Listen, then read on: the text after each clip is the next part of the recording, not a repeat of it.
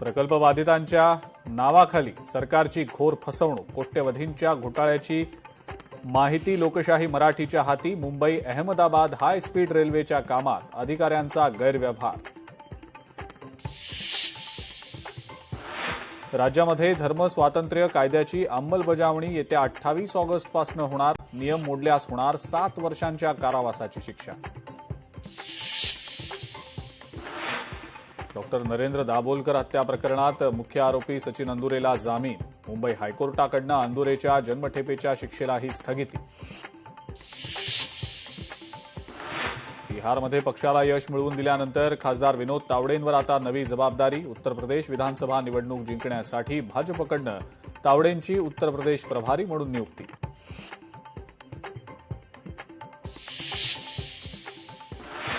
पृथ्वीराज चव्हाण मुख्यमंत्री असताना एकनाथ शिंदे काँग्रेसमध्ये यायला तयार होते. काँग्रेस नेते हुसेन दलवाई यांचा दावा.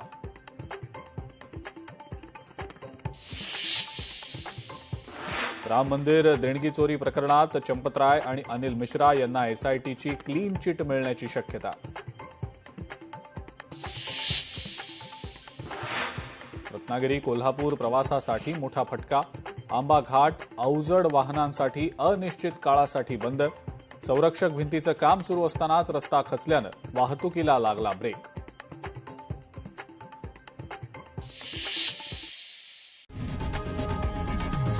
लोकशाही मराठी ऐका, पहा, जागरूक रहा.